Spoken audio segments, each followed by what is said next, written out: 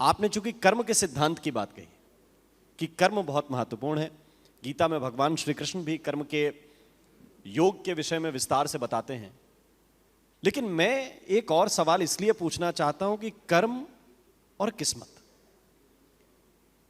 क्योंकि जब आप रील स्क्रॉल करते हैं ना आजकल, तो हर चौथी रील में एक ज्योतिषाचार्य आता है, हर पांचवी रील में एक बाबा जी आते हैं। वो नए भी हो सकते हैं, युवा भी हो सकते हैं, आजकल युवा लोग ज्यादा हैं।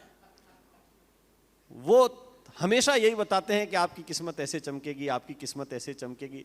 फिर ये युवा पूछते हैं तो हम कर्म क्यों करें, जब सारी व्यवस्था कुंडली में ही है हमारी, होना है कि नहीं होना है, नहीं होना है तो क्यों नहीं होना है, सब बता रहे हैं आजकल। तो ये किस्मत की इतनी प्रधानता आजकल कर दी गई है कि कर्म पीछे छूटता जा रहा है। तो कर्म करेंगे, किस्मत के भरोसे बैठे हैं। ये जब से दुनिया बनी है तब से इस प्रश्न पर लोग निरंतर चिंतन कर रहे हैं और निरंतर चर्चा कर रहे हैं। वेद चक्षु किलेदम स्मृतम ज्योतिषम श्रेष्ठता चांग मध्योत तेनोच्यते संयतो पीतरैः कर्णनाशादि भी चक्षुषांगे नहीनो न किंचित करा। वेदों का नेत्र है ज्योतिष। ज्योतिष तो बड़ा बहुत बहुत विस्तृत सब्जेक्ट है, बहुत बड़ा विषय है, शास्त्र है हमारा। लेकिन विषय और विशेषज्ञ, इसमें भेद है। विषय होना, विशेषज्ञ होना जरूरी नहीं होता। विशेषज्ञ को विषय का भान हो यह आवश्यक नहीं होता। ज्योतिष एक सकारात्मकता है। आप जब अधीर होते हैं, जब आप बहुत परेशान होते हैं, जब आप दुखी होते हैं, जब चारों तरफ आपको लोग कह रहे होते हैं यार तुम्हारी गलती, मैंने तुम्हें पहले समझाया तो तुम माने नहीं, वरना ऐसा नहीं होता, पर चलो ठीक है जो भी हुआ। उस समय एक ज्योतिषी अच्छा अगर सकारात्मक हो तो वो ये कहता है तुम चिंता मत करो, ये राहु की वजह से हुआ, सारा काम राहु ने किया, तुमने कुछ नहीं किया। ये राहु खराब है, राहु ठीक हो जाएगा, उसके बाद सब अच्छा हो जाएगा। लेकिन एक बड़ा इस समय मंथन है कि आज के समय में अच्छे ज्योतिषाचार्य नहीं है। हम तो चलो साधु हैं इसलिए ऐसे कपड़े पहने, आजकल तो बहुत सारे वो ज्योतिषाचार्य बेटियां हमारी, मतलब क्या ही हो गया है उनको, मुझे भगवान जाने, ईश्वर बचाए, क्या कर रहे हैं मुझे समझ ही नहीं आता।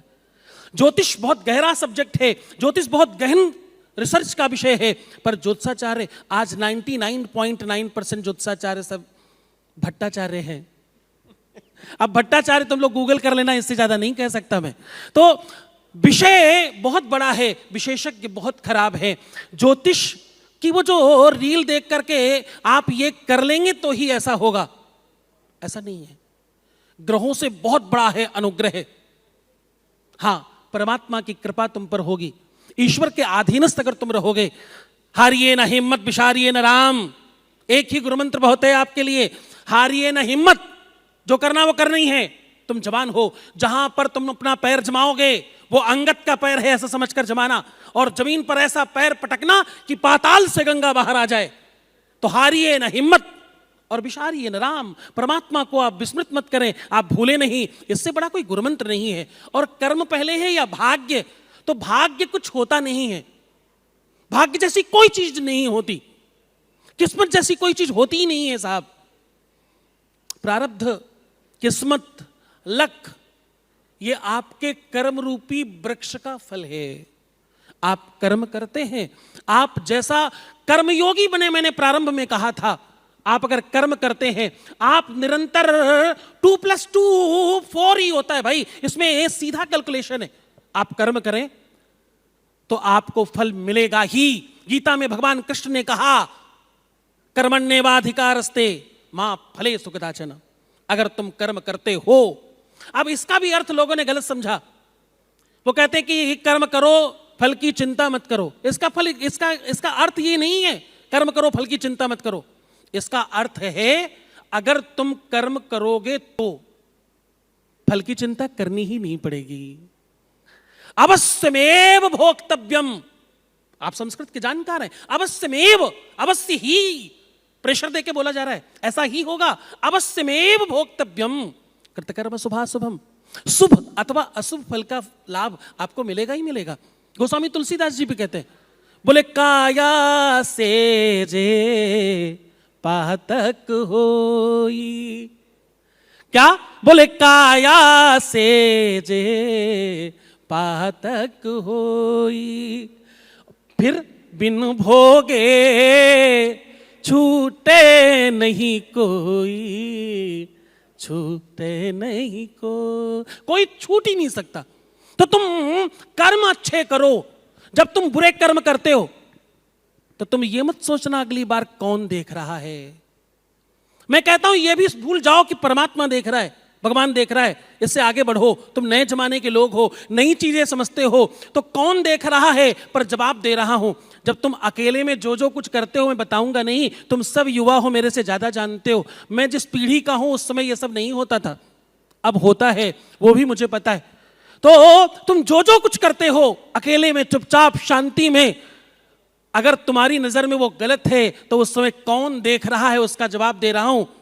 उस समय तुम्हारी आंखें तुमको देखती हैं, उस समय तुम्हारा स्वभाव तुमको देखता है, उस समय तुम्हारा व्यक्तित्व, तुम्हारी निजता, तुम्हारी स्वयमेवता और तुम्हारा आचरण तुमको देख रहा है। और वो तुम्हें क्या बनाएगा? वो तुम्हें वैसा ही बनाएगा जो तुम देखोगे, जो तुम महसूस करोगे, जिस प्रकार का तुम विचार करोगे वैसा ही होगा। कुछ भी बनने के पहले विचार आता है।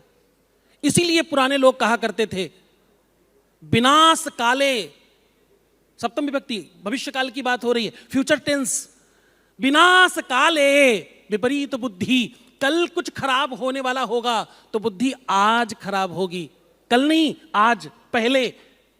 गोस्वामी तुलसीदास जी भी इस पे कहते हैं। वो कहते हैं जेहि विधि ना दारुण दुख दे। जिसको दुख देना चाहते हैं तो बोले जेहि विधि ना दारुण दुख दे, तेहि कीमती, उसका दिमाग, बोले तेहि कीमती पहले हरि ले। उसकी मति पहले से छीन लेते हैं। तो मति अगेन आपकी उस विषय पर है, आपका मानस, आपका चिंतन, मति में मंथन और मति में मनन बहुत आवश्यक है। इसके बगैर कुछ नहीं होगा। कर्म करो, कर्म योगी बनो, कर्मशील बनो और निज धर्म का पालन करो। बस इसी का चिंतन करो, इसी का मनन करो, इसी का मंथन करो।